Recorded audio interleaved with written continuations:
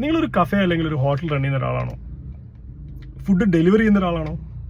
Pack ചെയ്തൊരു food കസ്റ്റമറുടെ അടുത്ത് എത്തുന്നത് വരെ എത്രത്തോളം സേഫ് ആണെന്നുള്ളതിനെ കുറിച്ച് നിങ്ങൾ ആരെങ്കിലും ചിന്തിച്ചിട്ടുണ്ടോ? My name is Suraj S Babu. I am a packaging consultant and welcome to the video. നിങ്ങളുടെ കിച്ചണിൽ വെച്ചിട്ട് നിങ്ങൾ വളരെ ഹൈജീനിക് ആയിട്ട് കുക്ക് ചെയ്ത ഒരു പ്രൊഡക്റ്റ് അല്ലെങ്കിൽ ഒരു ഫുഡ് നിങ്ങൾ നന്നായി പാക്ക് ചെയ്ത് നിങ്ങൾ മറ്റൊരാളുടെ കയ്യിൽ കൊടുത്ത് ഏൽപ്പിക്കുന്നു. അത് നിങ്ങളുടെ ഹോട്ടലിൽ നിന്നോ അല്ലെങ്കിൽ റെസ്റ്റോറൻറ്റിൽ നിന്നോ വിട്ടതിന് ശേഷം കസ്റ്റമറുടെ അടുത്ത് എത്തുന്നതിനിടയിൽ ഇതിനകത്ത് എന്തെങ്കിലും ഒരു മായം കലർത്തിയാലോ അല്ലെങ്കിൽ എന്തെങ്കിലും ഒരു മാറ്റം വരുത്തിയാലോ നിങ്ങൾ എങ്ങനെ തിരിച്ചറിയും? കസ്റ്റമറെ സംബന്ധിച്ച് അത് കൊണ്ടുവരുന്ന ആൾ എന്താണോ കൊടുക്കുന്നത് അതാണ് വാങ്ങിച്ച് കഴിക്കുന്നത്. ഒരു ബ്രാൻഡ് റെപ്യൂട്ടേഷൻ തകർക്കാൻ വേണ്ടി ലോകത്ത് നിന്ന് നടക്കുന്ന പല പ്രശ്നങ്ങളും അല്ലെങ്കിൽ പല കാര്യങ്ങളിലും ഈ ഒരു പെർട്ടിക്കുലർ ആസ്പെക്റ്റും വളരെ ഇമ്പോർട്ടൻ്റ് ആണ്.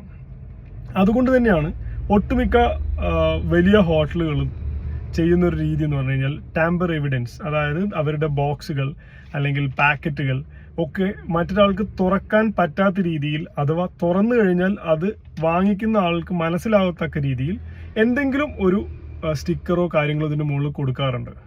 ഇത് എന്തിനാണെന്ന് പറഞ്ഞു കഴിഞ്ഞാൽ ഇത് പല രാജ്യങ്ങളിലും ഭയങ്കര മാൻഡേറ്ററി ആണ്. പക്ഷേ നമ്മളെ ഇന്ത്യയിലൊന്നും ഇപ്പോഴും ഇതിൻ്റെ മുകളിൽ ഒരുപാട് ലോ ആൻഡ് ഓർഡർ കാര്യങ്ങൾ വന്നിട്ടില്ല.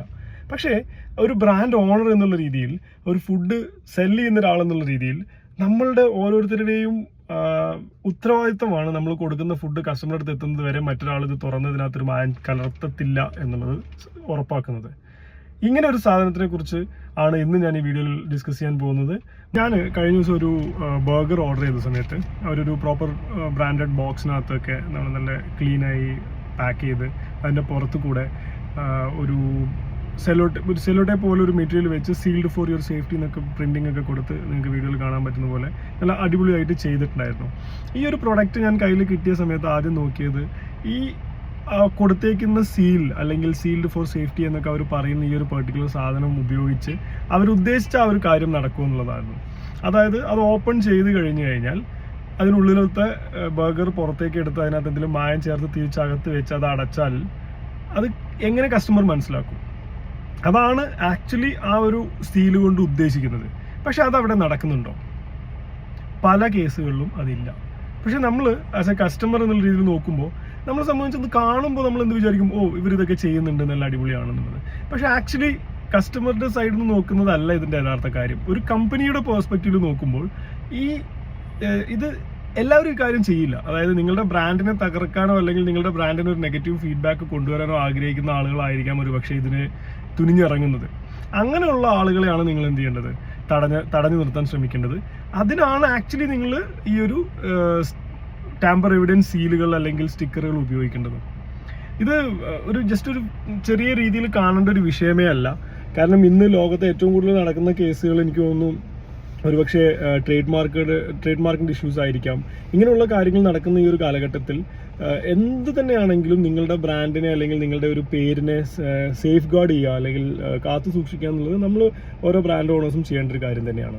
സോ ഇതൊരു ചെറിയ മാറ്റമായിരിക്കാം നിങ്ങളുടെ പാക്കേജിങ്ങിനകത്ത് നിങ്ങൾ കൊണ്ടുവരുന്നത്. പക്ഷേ ഇത് നിങ്ങളെ ഹെൽപ്പ് ചെയ്യുന്നത് ലോങ് ടേമിലേക്കാണ്. അല്ലെങ്കിൽ നിങ്ങളൊരു വലിയ ബ്രാൻഡായി മാറുന്ന സമയത്തും നിങ്ങളുടെ ബ്രാൻഡിനെ സംരക്ഷിക്കുന്നതിന് വേണ്ടി നിങ്ങൾ ചെയ്യുന്ന ചെറിയൊരു ഇൻവെസ്റ്റ്മെൻ്റ് ആയിട്ട് മാത്രമാണ് ഇതിനെ നിങ്ങൾ കാണാൻ പാടുള്ളൂ. അല്ലാണ്ട് ഇതൊരു എക്സ്പെൻസ് ആയിട്ട് ഒരിക്കലും കാണരുതെന്നാണ് ഞാൻ എപ്പോഴും പറയാറ്.